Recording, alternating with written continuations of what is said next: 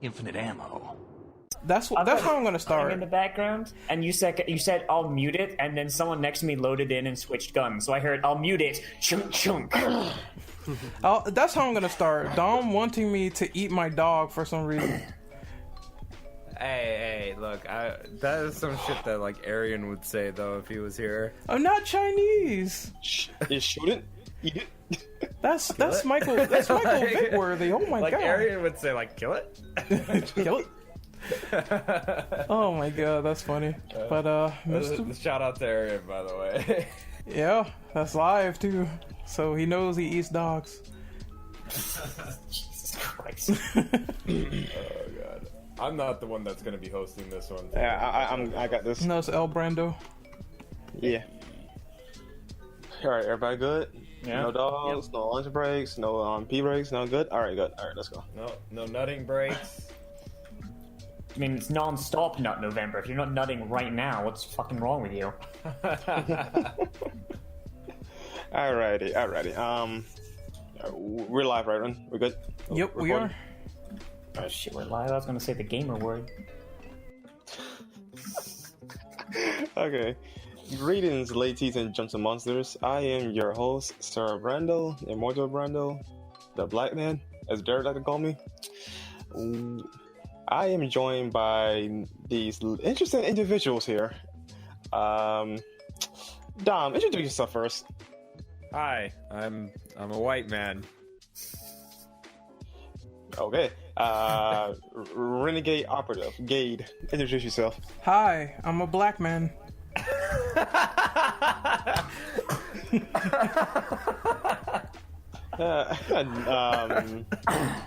Nazi-chan? Oh wait. Hi, I'm Naz, and I am 3 anime schoolgirls in a trench coat. Oh, okay, you're stacked higher than like a hall of midges. And Dr. Blue? Blood? Dr. Blue, yeah, that's me. I'm the British man. Fucking no, you ain't, you fucking wank. This call's already great. Yeah. No, that's how it goes. Alright. Today's discussion is about cross-generation gaming and the potential it has. And yeah, let's go on with it. Who's the real number one? I could read it. Hurry up. Let's start off by asking, how do you feel about the premise of cross-gen gaming? This occurs when a new console comes out and the previous console has the same type of game distributed or supported, with some potential downgrades or upgrades for the next gen. So to kind of start off with that, we saw a lot of this on the previous gen, where we had, or even like in this current gen, we had a bunch of stuff on PS3 coming out, and it was like, 30 FPS, 720p, but then if you went to get it on the next gen, it was 1080p, 60 FPS, and I think in some cases they may have had exclusive content. One other thing to point out too, and I know there's a kind of a question later on it a little bit, one of the Call of Duty games, I think it was Ghosts, they had it where if you had the PS3 disc but then ended up buying the PS4, you could buy like a digital code and use the PS3 disc on the PS4 to like play the PS4 version of the game. Battlefield 4, Assassin's Creed 4, and 2 other games I can think of actually did that program as well. I tried doing it with EC4, but I don't think it works anymore. But yeah, I don't know exactly how it worked, but like that was kind of a weird premise too. So I mean, that one sounds a lot better than some of the other ones. I mean, when Shadow of Mordor came out on PS3, like the draw distance was like Silent Hill 1 on the PSX, like, Oh. Like, have you guys seen the screenshots of the statue of Sauron? Because it literally looks like a frigging Tekken 1 character. No, we Like- haven't actually. That would be quite hilarious. Hold up. Keep talking, I'll find it. Okay, cool. I want to sort of say, like, I do like the premise because you don't want to leave out those legacy users. You want those people to be fully adopted to still getting games while still making money on this system before you end the life cycle. So, I do like that premise, but I do feel like, and it's questions later in the document that sort of correlates to the same opinion. I do feel like you do need to move on to really utilize like the full tech of next gen. If you're developing between two systems, you're obviously going to be busy doing both. And this might be like just a big hurdle in development because, like I said, you're developing on two different sort of things. I don't think they really capitalized on doing both without having some sacrifice. Yeah, I actually agree a lot with that.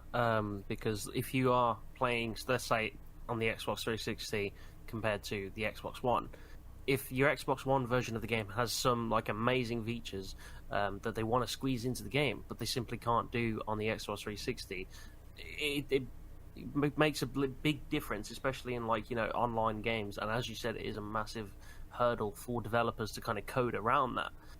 So maybe like, I think an alternative solution would be like maybe just people can get like a discount on the next generational console if they trade in their old one or something. But like cross-gen gaming, it's tough to work around. What about like I don't know if this is later in the doc, but what about like just delaying the game that's about to come out on the say like in this generation, So on PS4 and Xbox One onto the next gen for like Scarlet and PS5? So I'm gonna say I've actually done. I dropped out, but I was taking a course on video game production, and it included marketing and a lot of the business side of things. Basically, every day you wait after a game goes gold is lost money. Basically, so when a game goes gold and they send it off to be approved, it needs to be dropped as soon as they can, and even then. Once you have made the game go gold, if you wait to send it off, then you've got a bunch of developers sitting on their thumbs, because if the application comes back denied and you can't publish it, then you need to pull people off of what you've just moved them on, and you know what I mean? Put it back in. Yeah, you can't really just sit on your hands on that one.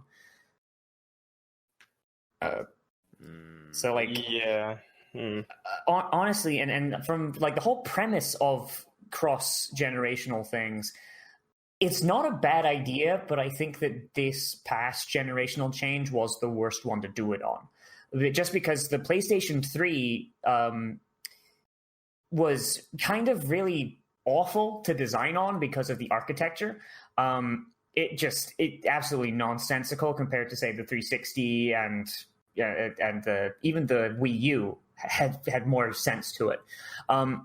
But this generation coming up, most of the consoles are basically just miniature PCs. So if anything, I think coming up, you might not even need to upgrade your console, like if they do it correctly. Like, I mean, we've already seen it like with the PS4 Pro and Slim and all these other versions. I mean, the PS5 is just basically going to be a stronger computer. So they'd be within their thing, just make things, if anything, forward compatible. Like you could put a PS5 disc in a PS4 and it runs at a lower spec. Like that'd be how I would say they should do it. But I don't know what the specs are. In that case, then they shouldn't make the PS5 because that they'll be bleeding money at that point. So there's no point on the next generation console if you're gonna play the same game but lower spec, you know. Why did people buy the PS4 Pro? Well, the PS4 Pro is an optional thing, really. You don't have to buy it. No, and plus it's the same ecosystem versus a new system. Just like saying, like it should have a PS4 game be played on a PS3. You know, that's not plausible. Yeah, so I was also going to say really quick, too, on that premise. I think that might be a little bit hampered just because, if I'm not mistaken, both the PS5 and Scarlet are going to feature RTX technology. So that's probably going to be an issue, especially if there's going to be like applications that take advantage of that. Yeah, be like, I mean, like I said, they're basically, the way they're built is they're miniature computers essentially. And if I've got a lower spec PC, I can still run Grand Theft Auto 5, it'll just kind of run a little bit like ass in places, you know? Like, if I want it to not run like ass, then I go out and I buy a new graphics card, power supply, whatever I need. They'd be the equivalent of, oh, this game doesn't run very well on my PS4, and I'm not willing to deal with that. I'll go buy a PS5. You know what I mean? That's where I'm coming from. So the PC is more open platform versus consoles is a closed platform. Yeah. It's not possible to do the same, behind the scene type shit with to both platforms. Yeah, in that case, I should be able to use an Xbox game disc on a PS4. I mean, that's not what I'm saying, but all right. I'm sorry, but that's the impression I'm getting. If that's the case, No, like, but basically, like, the point is, if you think about it, like each console is like a pre-built PC essentially, but the only difference between an Xbox and a PlayStation is that the disc format they read is different. That's the only difference. I do agree. That's like real quick, Dom. I do agree. Like, this is one of the cool things about the Xbox is that you can use like previously established discs if you own it to get a key for a certain game. But I do also think that as much as architecture and things increase in the future to get better, there are going to be those platforms where it's going to be not developed with like last generation tech in mind. So they're going to have to either say, oh, we're going to focus on the new console, or as we develop things more, maybe we should adapt things like emulation because we're not focused on like backwards tech in terms of going forward. I was going to say really quick, if I'm not mistaken, Sony was interested in doing something like that at one point, where after a certain point they would stop releasing consoles and just do incremental upgrades. Mm-hmm.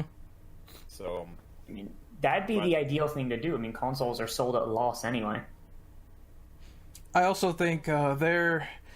one of the things they can do to fix and remedy stuff like this is to try to make all of their sort of storefronts, unique and good and, not bad, because I don't like PS2 to PS4 at all. I think that was a wasted opportunity, to be honest.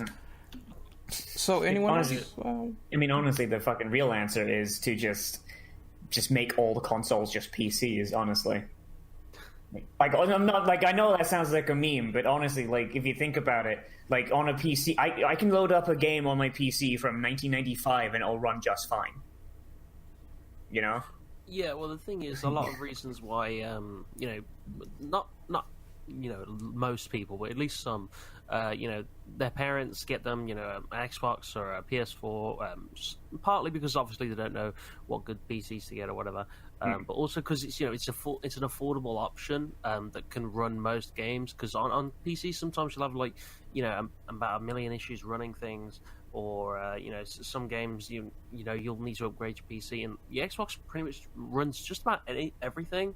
Yeah. And normally when the game crashes, it's because of bad code or something like that. And so, although it would be like the ideal world, everyone would have the PCs.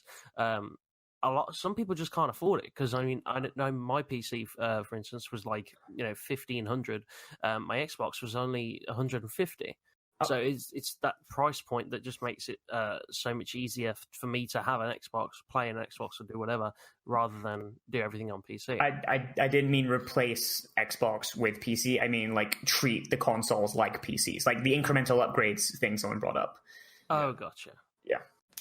So let's move on to number 2. Yeah, who wants to read on number 2? Let's see. Hold on. I'll read it. So, with the PS5 coming out during holiday 2020, is there any PS4 exclusive that you would love to see remastered for the PS5? Ooh, there's a lot. Bloodborne. Yeah, there's one for me. Yeah, Bloodborne would be one though, but I want God of War to be remastered because I want the game to have a higher frame rate than 30 on base, because I cannot stand playing God of War in 30 FPS because it's not valuable, especially on a console. So that's why I brought a Pro. Yeah, I would love to have a Pro for that reason. I cannot. God of War is 30. I can't do that. I'm nitpicking. Yes. Do I care? No. That's pretty much straightforward.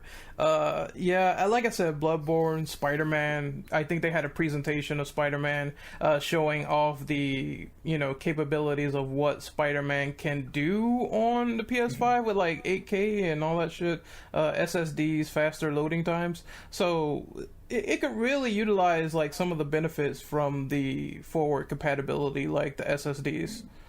The thing with like the ports and stuff, it's like I would agree with some of those suggestions, especially like Spider-Man. Spider-Man was pretty enjoyable, or even like Bloodborne. I would love to be able to play Bloodborne at 60 FPS because that game really could use that.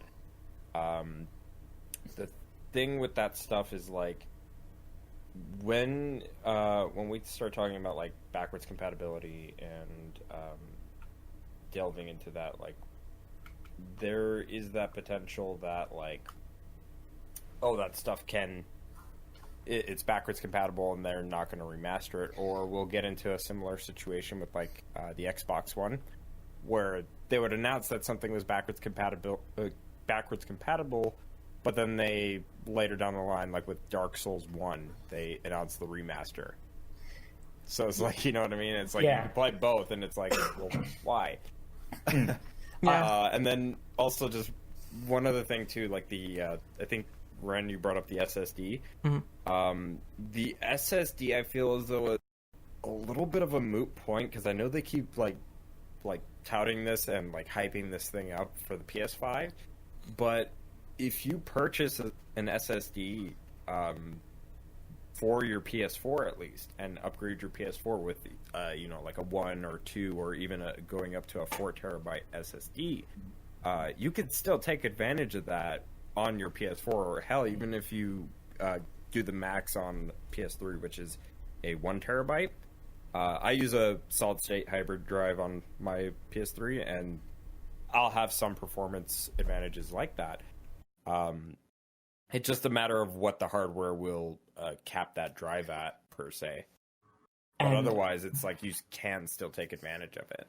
Yeah, and I want to say on the topic of remasters, I'd honestly rather they don't bother remastering and just do basically what they did for the PS4 Pro when that came out. Basically, games that came out before the Pro, if the developers wanted to, they've released a patch that enabled higher resolution textures and faster load times, and like basically have to take advantage of the more powerful stuff inside the Pro.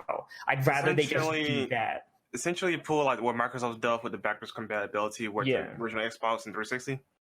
Yeah, I see that working. If you already own the game, then just pop it in or download it if it's on digital. Then there you go. You have the game. Yeah. Now the only issue with that is the way they do backwards compatibility. So if the PlayStation 4 discs have the same format as PS5 discs, and the PS5 is not too different from the PS5, then PS4 discs should all run fine. But if they don't do that and they want to change everything, then they need to basically build a PS4 into the guts of the PS5 and double the price, or which will once again will let it run everything, or they do the way Microsoft did it and put an emulator in that won't run on every game. So that's part of what I was saying before with the whole formatting thing, formats being the same.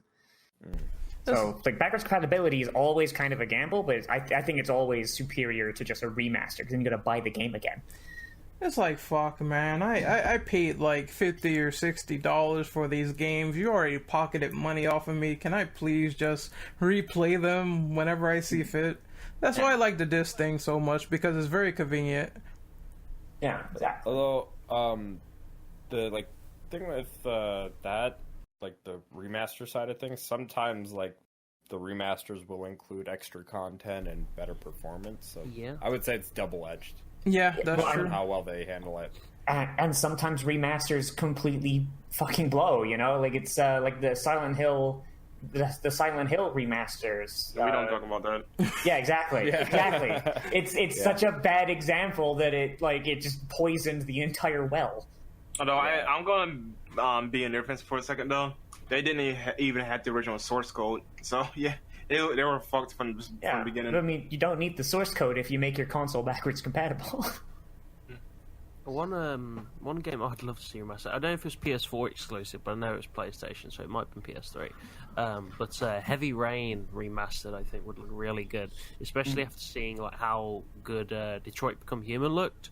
Because I haven't played Detroit Become Human, but I have played. Oh boy, Heavy Rain is on PS4, by the way.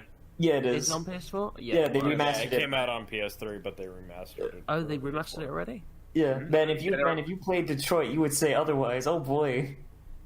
Well, it looks really good, like graphical wise. I've not played the game. Is it bad? It is really bad. I did an entire Let's Play of it, and oh god, it reached parody how bad it was. Like I loved Heavy Rain your as well. two choices for the black character are be MLK or Malcolm X, and if you play MLK, you die. If you play Malcolm X, either you kill all the humans or everything turns out just fine after a race war. It's ridiculous. Whoa. That game sounds ridiculous. Oh my god. It's so dumb. But Well, yeah, I mean, it's- you're in Detroit, so okay. So everyone. in the ghetto you go in Detroit. Yeah.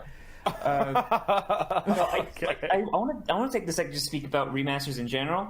You know what? They need to remaster the lost Persona games, the Persona 1, Persona 2, and Persona 2 2. Because those games, nobody has played those games, and they are impossible to play in the modern day because they were, oh god, they are awful. They are awful, like gameplay wise, but story wise and mechanically, they're pretty good. You can play the PSP versions though, but that's assuming if you're willing to go get a PSP or play the emulated versions. Yeah, I want to see them remastered to be more like Persona 5 or at least Persona 3. I'm trying to think what. No, it might not have been Persona. I know there was like something on PlayStation 1 Classics that was SMT related. It might have been, oh god, the SMT one that became a meme. The one that had Dante from Devil May Cry in it. No, Nocturne. I'm not talking about Nocturne. That's PS2 Classics. I'm talking about PS1 Oh, Classics. right. Sorry, I thought I heard PS2. My bad.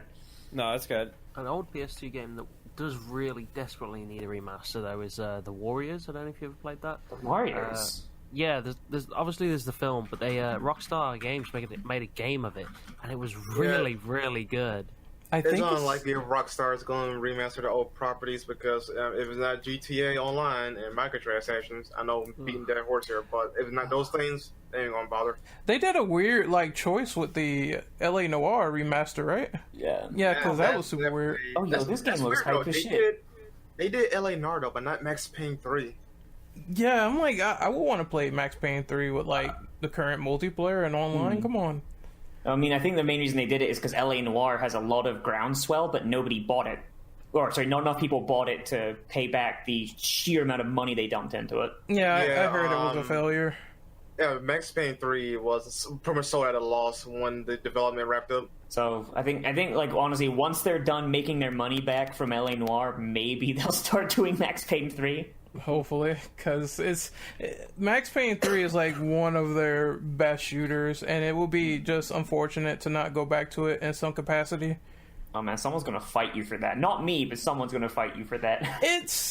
I mean, there is flaws. I think the story is not as great as the first two, but the gameplay is pretty tight. I've never been a big fan of Max Payne, but I've heard good things. I've also heard bad things. I don't blame you. Like, different strokes for different folks. That's Yeah. pretty cool. So we're moving on to number 3.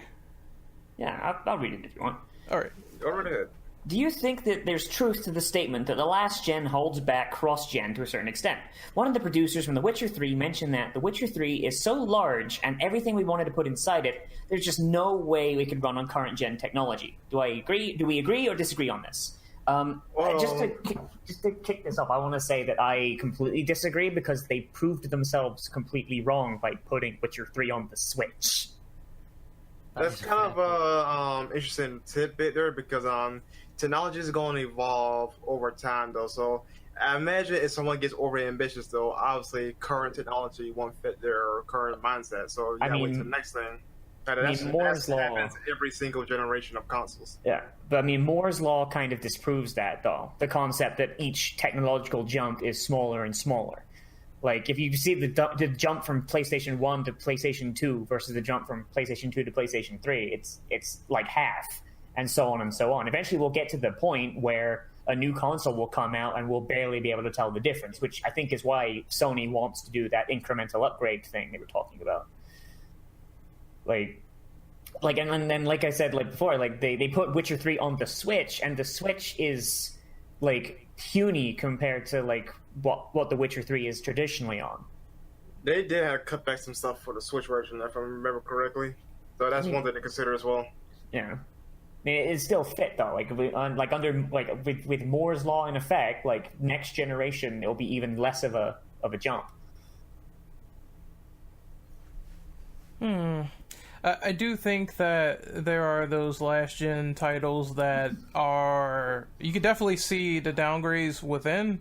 I think one of them is Evil Within 1, where you can clearly tell, after playing the PS4 version, that the PS3 version had to be compromised. There was no really correct rain effects in the beginning of the game, from what I saw.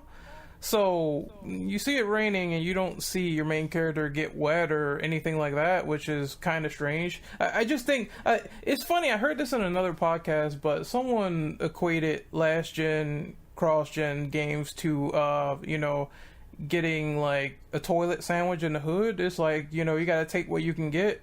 You're quite hungry, and it's sandwich in the hood. I mean, the PlayStation 3 kind of blew, though. The PlayStation 3 had really bad architecture, so if they're designing for the PS4, they're not gonna was there an Xbox 360 version of Evil Within? I think it was. was. There was both versions. Okay, so I kind of want to know how the Xbox 360 version did, because the Xbox 360 had a lot more traditional architecture. So I'm wondering if that version actually has those rain effects and the stuff that the PlayStation 3 version couldn't do. I definitely think the stuttering has to be there's a lot of stuttering in that version from what I saw with the PS3, so I'm assuming that's eliminated for Xbox.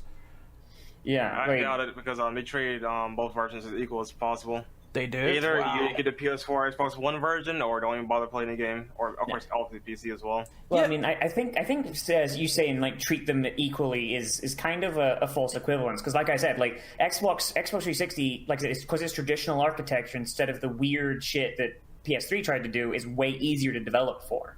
So all you got to do I is didn't deny that at all, but things. Sorry, I didn't. Yeah, I mean, all you got to do is look at some of those things. Yeah, I wasn't denying that at all, though. But I just want to point out that there are some cases where the PS3 version was better than the 360. Yeah. Final Fantasy 13 is one example of that, but it varies on the developer, because I know certain developers were more keen on developing for the PS3 because they ended up really learning how to develop. Yeah, let's look at it from a first party standpoint. Let's look at say Naughty Dog versus what developer Microsoft owned at the time, 343, I guess, or no, not 343. More developed the Gears games for them. The Coalition? You could argue that Uncharted games look better than some of the, if not all, the Gears games at the same generation, because Naughty Dog was able to take the time and learn the architecture. So yes, Gears 3 by a mile was stronger than the Xbox 360, but it was harder to develop for versus being easier and lighter and whatnot. Oh, absolutely. So if developers really wanted to, they can make one heck of a game. Heck, Metal Gear Solid 4 is an example of that. That game would not be viable on 360, although that's debatable, of course. Yeah, it's the difference between being really good with colored pencils and being really good with paint. Both can make something look really good, but paint's always going to look better. But you just really hit harder to do. I do have to go now because it's getting quite late. It's fine. You have go ahead, intro yourself. Yeah, socials and whatnot. Plug your content. Yeah, guys, if you want to follow me on Twitter, it's Dr. Blue with 2 O's, and same on YouTube as well. Thanks for having me, guys. Hopefully, I'll have kind of more to say next time. I know I didn't say that much this time. For sure. Thanks for coming on. Yeah. Thanks for having me on, guys. Have good sleep. I will see you when I see you. Yeah, they did put Witcher 3 on Switch. It runs like fucking ass. From what I've been told, but they did do it, so yeah. Weirdly enough, though, the game technically, in theory, can run at 60 FPS on the Switch because it's based off the PC port. Because that makes sense, because given it's a Switch, though, they have very, very much customized the game to actually make it run. So I guess PC version would be the most plausible way to actually get the game to run.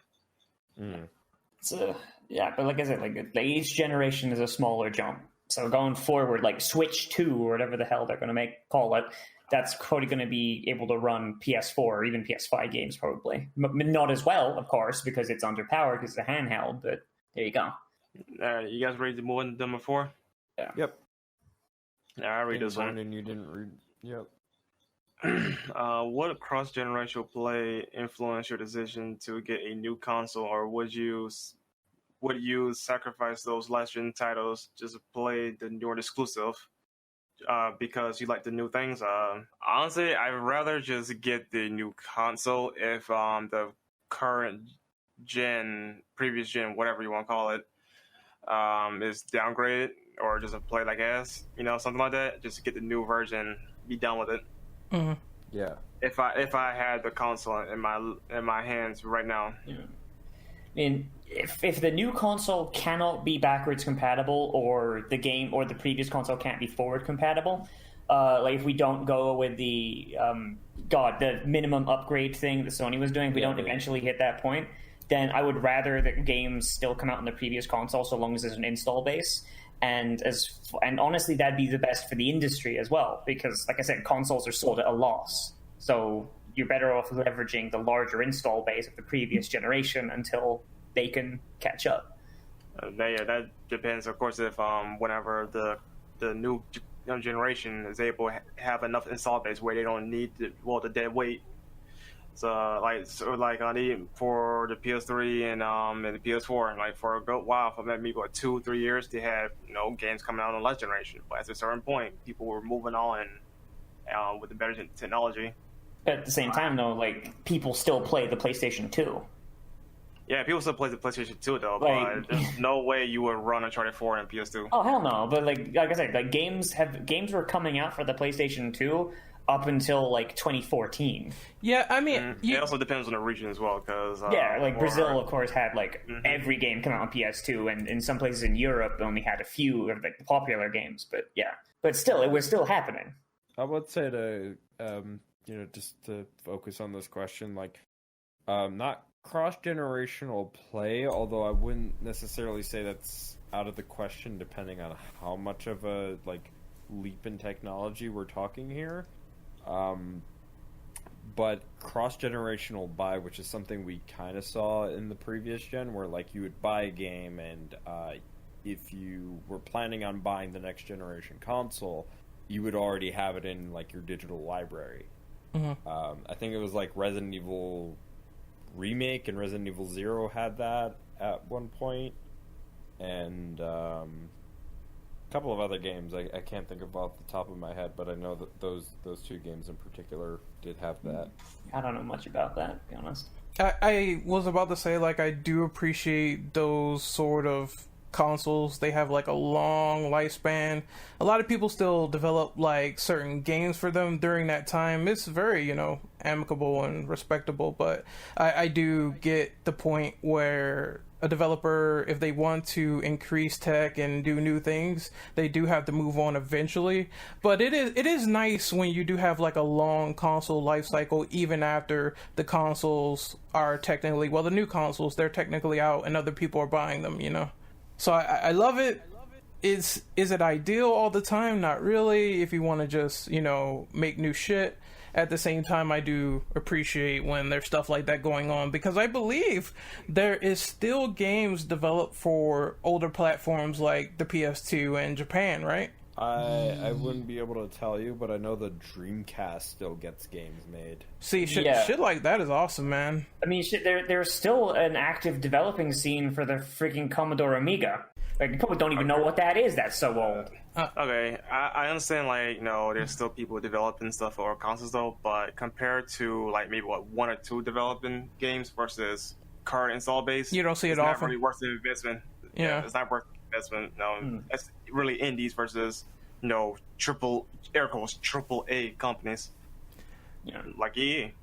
I mean, who doesn't want to see E.T. rain down from the heavens with his dick and destroy all the humans, all the human invaders with his sperm, and say, this is E.T. 2, this is the sequel.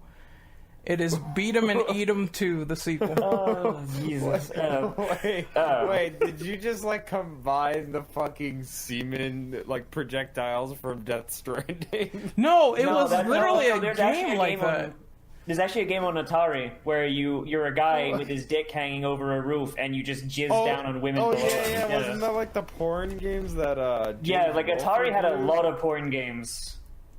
I don't know Like why. Custer's Revenge. Custer's Revenge. Cowboys, the Indian cyber home game. It was basically like you're John Smith. You have to fuck the Indian Pocahontas at the end of the stick. You know, she's there waiting, and you have to do that. She's tied down to the stick, by the way. You play as General Custer after the Battle of Little Bighorn, and instead of getting murdered by the Indians, your men have tied them all to cactuses, and you just run around and fuck them while the other Indians try and rescue her.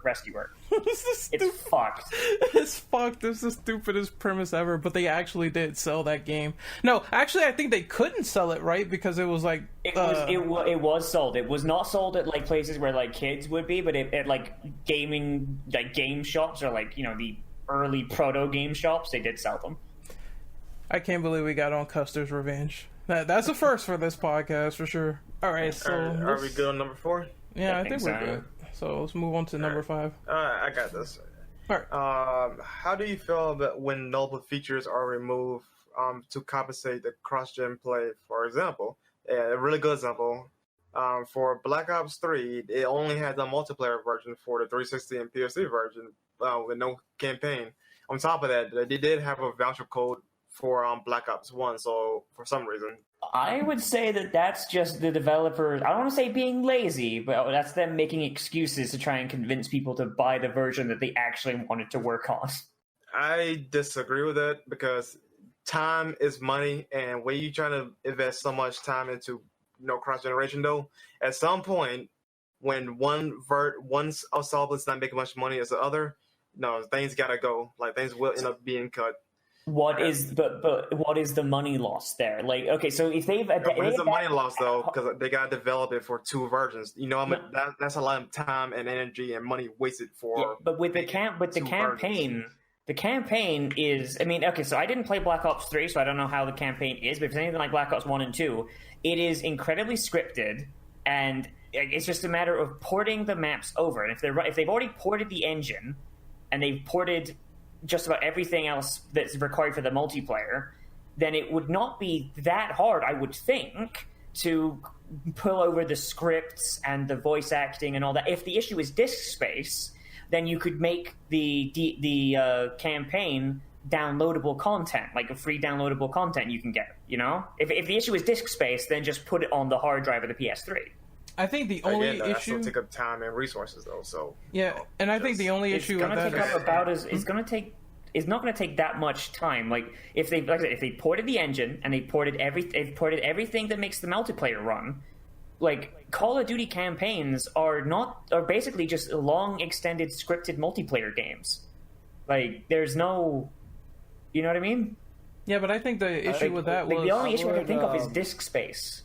I would argue because like it's only being used as an example, but I would argue as far as like and kind of getting out the point that Brandon was saying is like, while that may be the case, they are still taking resources out of that and not focusing on the current gen at that time, or what we would dub as currently the next generation.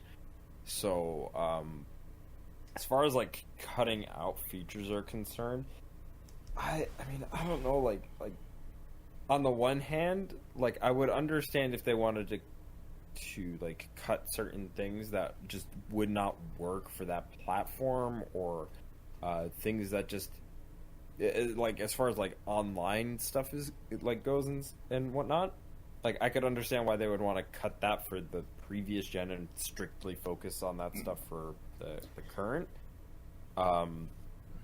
But then at the same time, too, like, at that point, I would say, like, why not just make a far lesser budgeted, like, title, like, as a spin-off title, just to kind of bridge the gap for anybody who is not ready to jump over to the next gen, but still wants something new from, like, whatever franchise it may be, You know what? I'll concede one point on this. Not just on like the Black Ops 3 thing, just in general. If a previous gen version has to cut a massive feature like a campaign or anything like that, it should not be sold at a full $60. Because I know Black Ops 3 was, and I know a lot of these other ones that work similarly were sold at full 60. So you're paying more for less.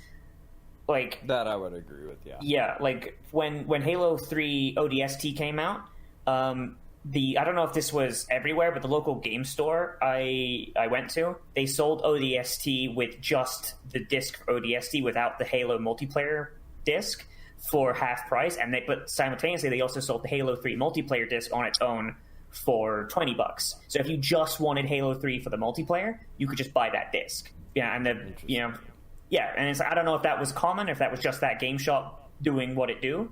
But like that to me makes sense because you're cutting out a massive feature. I mean, and if you already have Halo 3, you don't need the multiplayer disc because you can just put in your Halo 3 disc. What I was saying earlier was just really quickly is some multiplat shit. I think You got any insight on this? Yeah, hold on. Oops, I was accidentally muted again. All right, so I was gonna say like.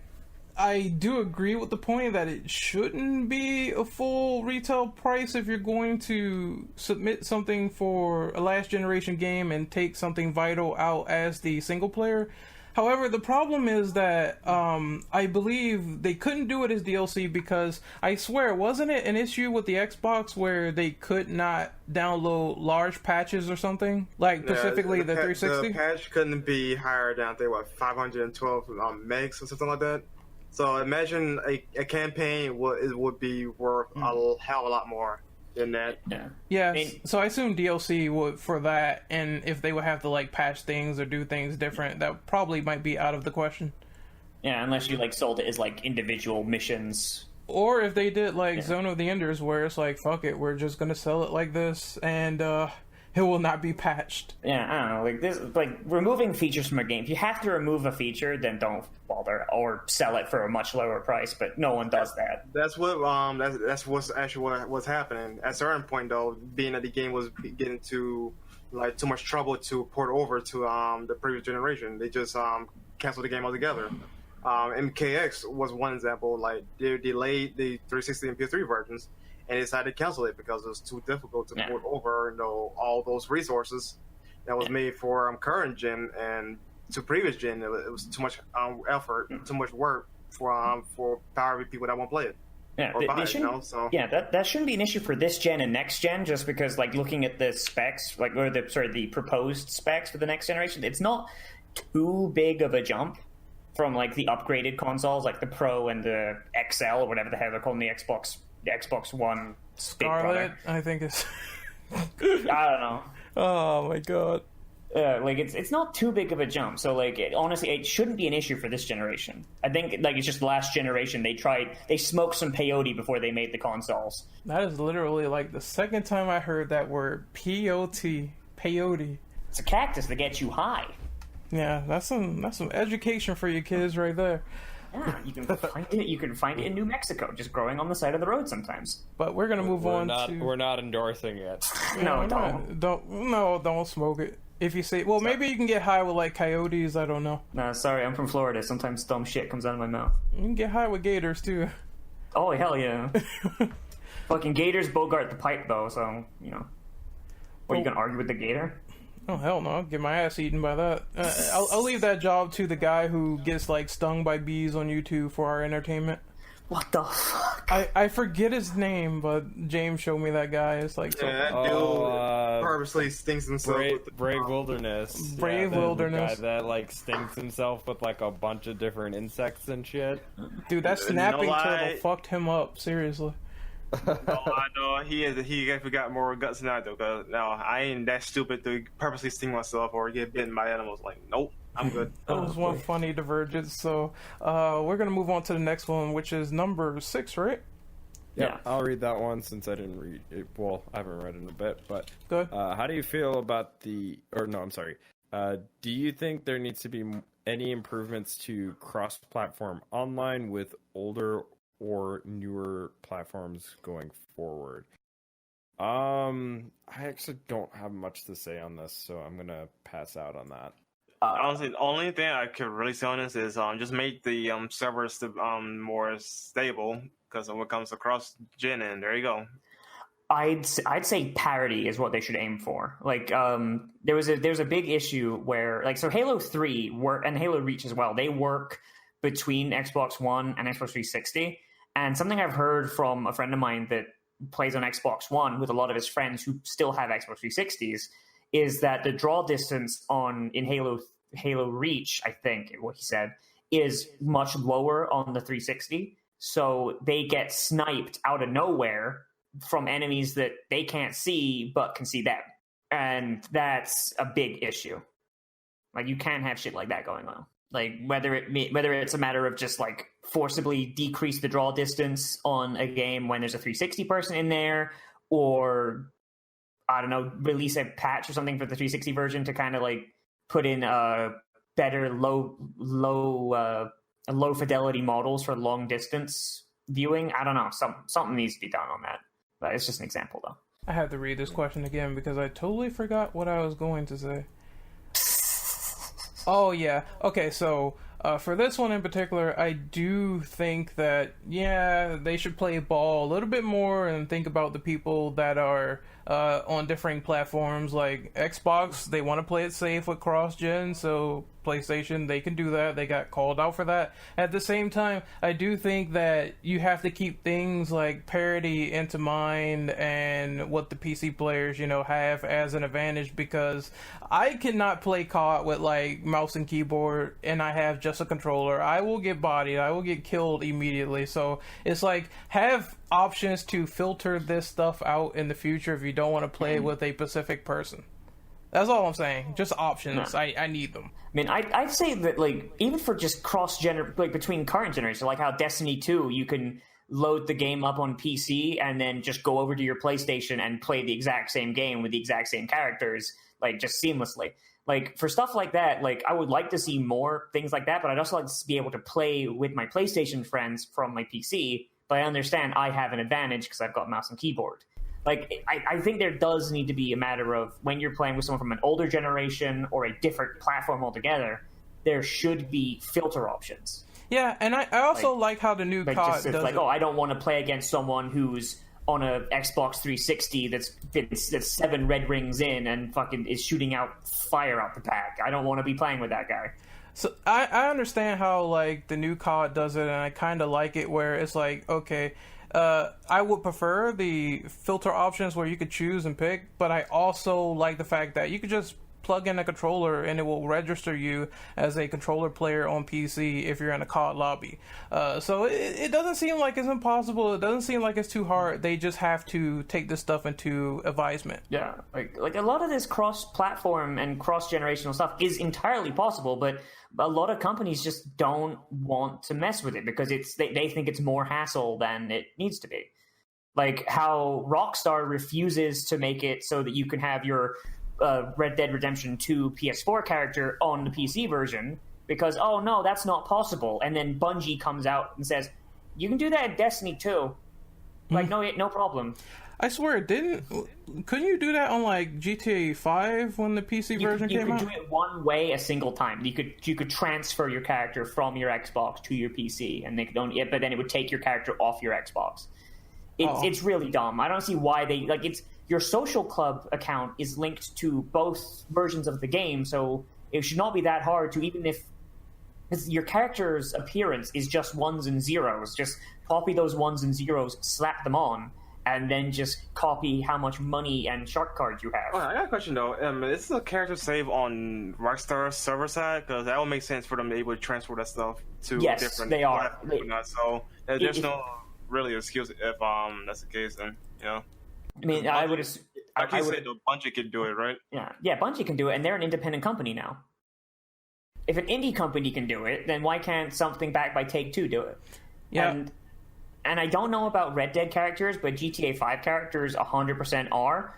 Like, just because you can switch from... So if you go from just the Steam version and you download the version of GTA 5... Like, if you bought the brand new GTA 5 off of the Rockstar storefront, whatever the hell they're calling it now, you will be able to log in and get your character. So your characters are saved on the social club. At least the GTA 5 characters are. I don't know about the Red Dead characters because I don't have 2 PS4s to test this on. Yeah, I was gonna say that would have been a good idea to be, just better than nothing. But since you have that catch where you can lose your character on a previous console, that's pretty bad. Yeah, they should just make it so if the game has an external account thing like Bungie does or Rockstar does or just about every single goddamn company nowadays, it should not be that bothersome to transfer your saves between platforms. Yeah, if I had the option, I will always say be able to back it up, because you never know what will happen to your new PC, or you never know what will happen to your new Xbox.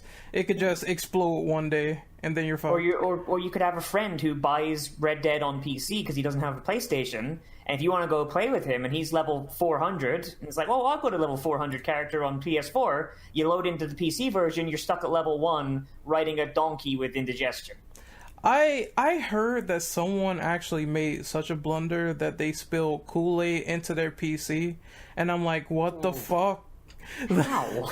Did they mix in anything else with the Kool-Aid to make that any more worse than that? Probably. Kool-Aid is just pure sugar, so no, that PC's dead.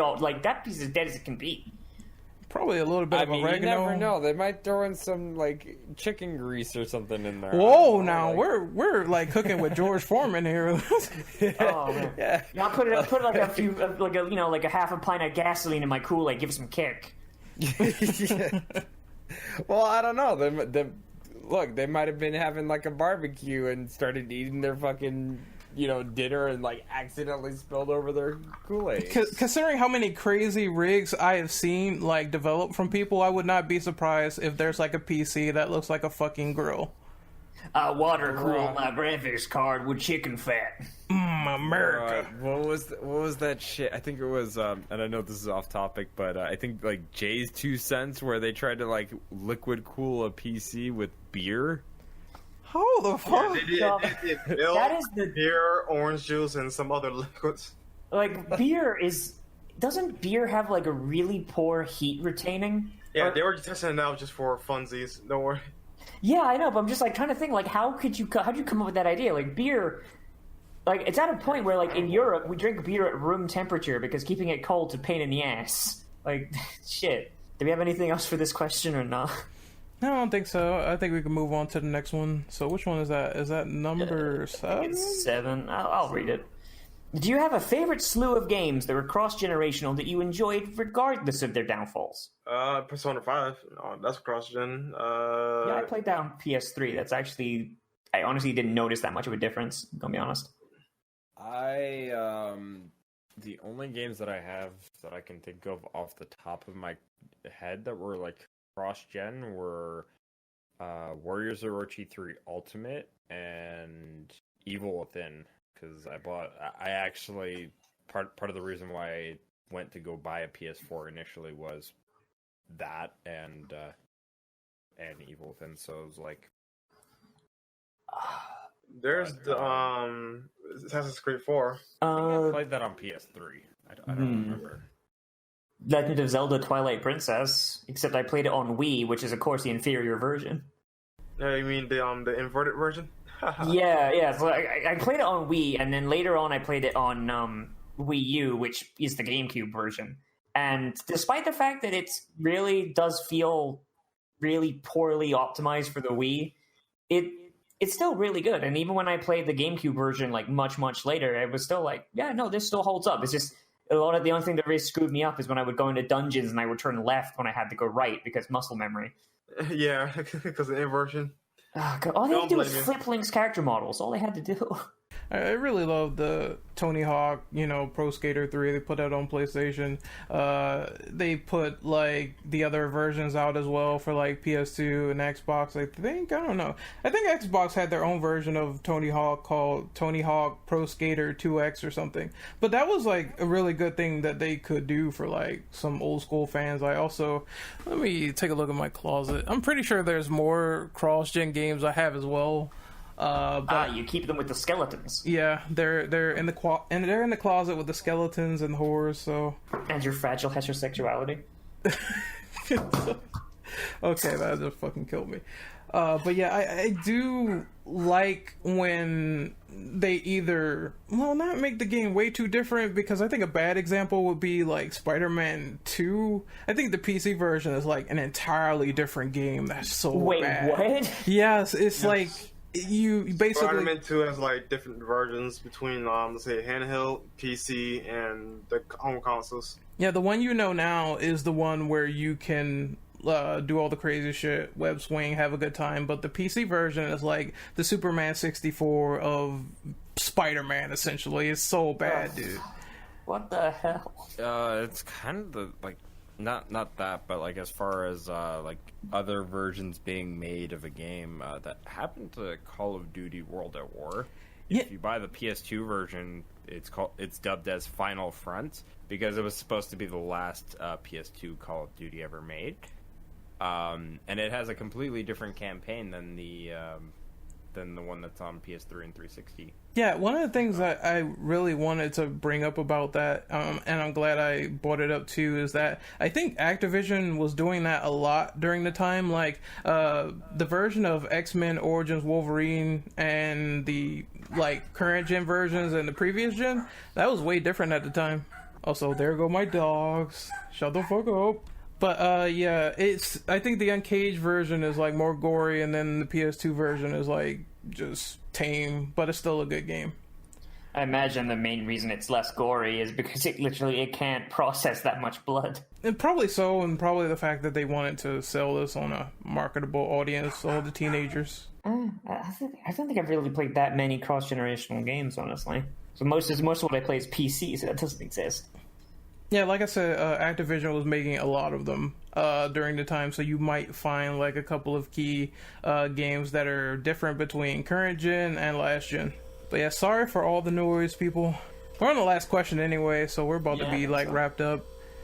So I can read that one off. Do you think that PlayStation or Xbox is going to take advantage of all of their older libraries going forward with next-gen consoles like the PS5 and Scarlet?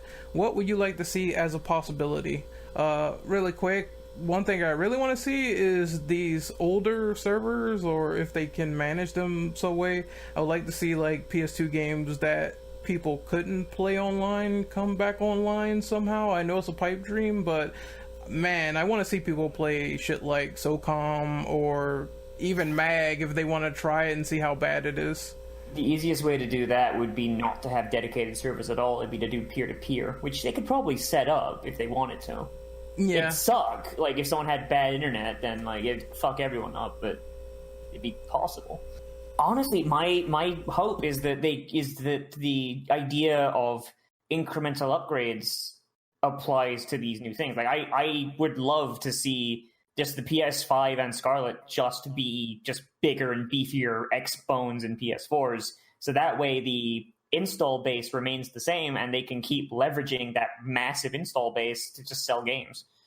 Like, I don't think, if a PS5 comes out and Scarlet comes out, I honestly think fewer people are going to buy it than the PS4, like, just in general, because people have already bought the PS4 at a maximum of 3 times. Mm-hmm. You know what I mean? You had the PS4, the PS4 Slim, and the PS4 Pro. I don't think people are going to want to buy. Slim and Pro come out around the same time. Yes, I know what I'm saying is, like, there's 3 different versions of this console that came out fairly recently. If someone's not buying a console for themselves, like they're getting it as a gift from their parents or something if they're a kid, or even if they're buying it for themselves and they don't have a massive budget, a lot of people are going to look at that and go like, well, I just bought a PlayStation like 2 years ago. Like, why would I buy another one? It's not like with the 360 where it's like, oh yeah, no, the 360 came out like 5 years ago almost. Yeah, no, it's about time. Yeah, that makes total sense. I would say, like, what and I know we kind of talked about this in other podcasts, but the backwards compatibility is something I feel as though, like, is going to be focused on more, especially on Sony's end, because after the disaster that was PlayStation 2 to PlayStation 4, And also the stupidity from coming out of Jim Ryan's mouth. I think that they're going to look back at that and be like, yeah, we should try to get into that market again, without having it be exclusively a digital platform. I will say one thing about Jim Ryan, though. He was dropping some hot fire today. All right, are we done here on number 7? I was going to make a joke about... yeah, we're on 8. Yeah.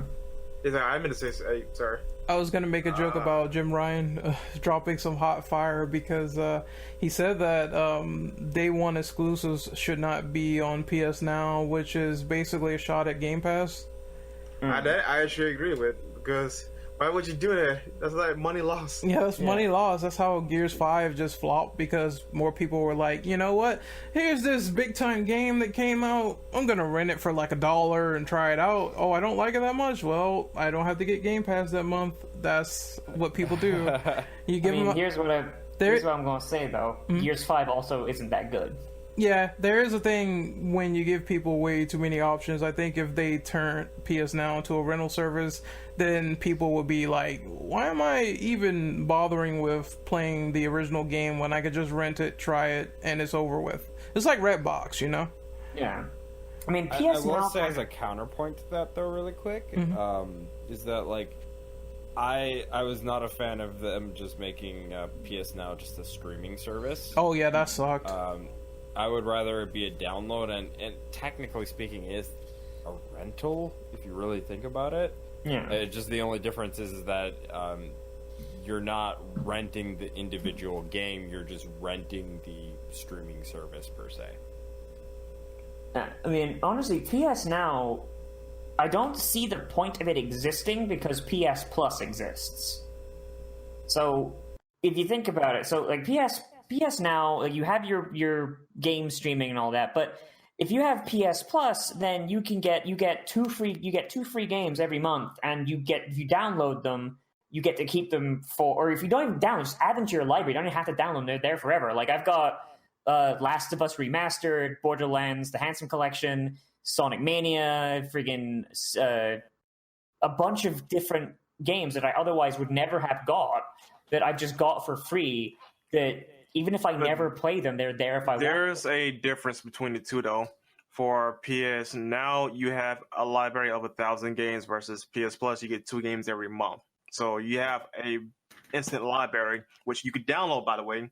PS2 and PS4 games, you can download, well, certain PS2 games, of course.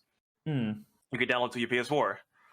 And so long as you keep up that subscription fee, they're there.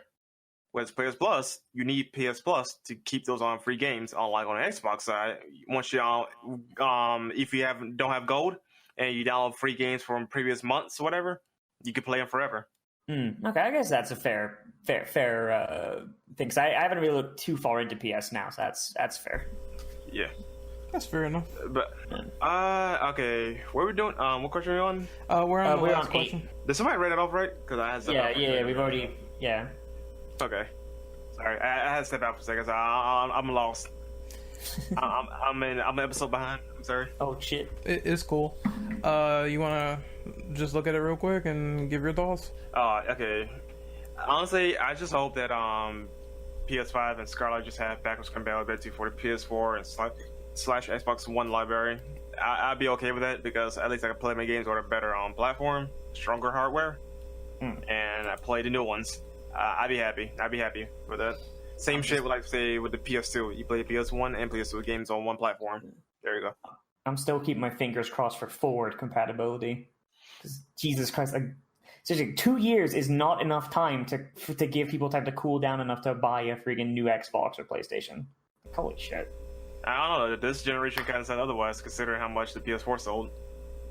I'm saying, like Xbox 360 to PS4, sorry, Xbox 360 to Xbox One, there's like a 5-year gap between 360 and the One? It's about a decade, actually, I think. Oh, a decade. So, like, when the Xbox One comes out, people are like, oh yeah, no, that's time to upgrade. But it's like the PS4 Pro, like, sold a shit ton, and that came out like 2 years ago. Yeah, but at the same time, though, the PS4, from where window it is out right now, sold more than the PS3. And the PS3 has been on the market longer. Just by looking at time frame. I do think that the launch is probably not going to be the greatest. I mean, you can surprise me if you want, but I always wait because you never know when a launch console is going to have that failure, that's going to have those problems. I'm like, I'll let people test it first and see what I think later, and once they iron out all the problems with like more re-releases, then I'll be like, okay, now I want to pick this up if they have the games I want. That happened with like the Switch, for example. It reminds me of that because, good God, there's a lot of problems with the Switch when it came out. Oh yeah, no, the first version of the Switch only has like a 2.5 to 6 hour battery life, and then version 2 of the Switch has like a 12-hour battery life. Yeah, It doesn't affect me all that much because my Switch barely ever leaves the dock. But oh boy, if I was a handheld person, I'd be pissed. Yep, dead pixels, broken. Like I saw people fucking with the Joy-Cons and they were hard to like shove in and they were broken. Just all these problems, and I'm like, yeah, that Joy-Con thing actually turns out is just people being retarded. Really now? Yeah, it's people not realizing the grooves on the inside of the Joy-Con. They actually tell you how best to put them in. And so basically, if the Joy-Con gets stuck or feels sticky, it means the groove's not in right. So you first have to pull it out, put it back in, and it slides in easy. If people force it, though, it snaps the groove off and breaks it. Now I'm really not surprised because people are lemmings, so... But as I said, I want to see stuff like, what they do with Parsec on PC, where it's like peer-to-peer, but you can play like local co-op games. It doesn't even have to be like always network getting like PS2 to run or PS3. It could just be like local co-op. I would totally just play that to death. But I think it's time to sign out on this podcast. A good discussion. We're gonna outro everyone here, so Mr. Brando, can you do the honors with the outro, sir? Yeah, I'll start with mine first. You can find me on Twitter at ImmortalBrando. You can find my Tinder at 90damnbusiness. Tinder, swipe right. And you can find my porn at my what the fuck? Porn account at this. Okay. Yeah, but the jokes aside though, Twitter is at ImmortalBrando. That's it. Dome, you go next. Yeah, so I am sleepy as fuck, but basically you can find me pretty much as anything as biodevil_dom on both YouTube, Twitter, on very rare occasions Twitch. Still working on some content. I should have a Neo 2 video coming very, very soon, and yeah. There's also reviews coming, but they're on delay. But yeah.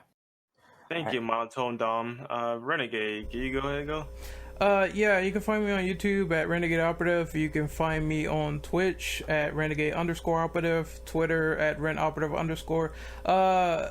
Okay, so I'm working on this experimental thing. I kind of want more new people to be involved with like these miniature podcasts that we do like once a month. So I thought this was a little decent, a little good. Rough around the edges because I felt like I had a lot of background noise, but I will work on that in the future if I'm hosting. I want more new people involved, so we're going to be talking about game demos and how we feel about them from now until then, back in the past. So that will be happening sometime next month. I'm also working on an RE4 review. As you can see by the terrible gameplay, I've been playing it a lot, capturing gameplay, so I'm going to have that up hopefully next weekend. Alright, and last but not least, Nazi-chan. Yeah, okay, so you can just call me Nazi, that's fine. The Chan's a joke. I know. Alright, my name is Nozvix, or Noz, and you can find me at youtube.com/c/Nozvix, that's NOZZIVIX. I do commentary stuff and reviews on anime and also some Let's Plays. Right now, I'm working on a Fire Emblem Three Houses Let's Play, and I'm going to be working on the Star Wars The Fallen Order Let's Play when that comes out. And I'm also over on Twitch at twitch.tv/Nozichan, NOZZICHAN, because Nozivix was sniped. Thanks, friend. Don't you hate that when someone takes your name? But yeah, like my channel is pretty good. I'm trying to get my Let's Play stuff going, and I hope maybe be on some more of these podcasts. Maybe if you don't hate me yet. I think we're always invitational. Those things we could work on, but yeah, I do think that this came out great. I honestly ran out of topics to create for this fucking podcast. I was like brainstorming, what am I gonna say about cross-gen gaming? But I think we pulled it off. Bruh, you have me, and you didn't ask me to make you some fucking questions. I'm always down to make some fucking questions. Dom, you know you make long questions sometimes, so it slips my mind. Yeah, but I can make you some questions. I will keep that in mind for the future if you're on next podcast. I swear. Like we actually had were you here for like when earlier we were talking about like Western versus Eastern game design and like auteurs versus committee. Yeah, but I think we did that one before, if I'm not too mistaken. Did you do that? Damn it! I was gonna say like I was kind of getting into that one. I was like, ooh. It was a long time ago, but maybe like we could do something like that off the record again. I totally don't mind revisiting stuff. Yeah. But we're gonna sign out, people. So thanks for the people who joined in either Twitch, YouTube Land, or Mixer. This is Renegade Operative and the IAS signing out. We will see you guys next time. Later. Meh. Shut up, Brendan.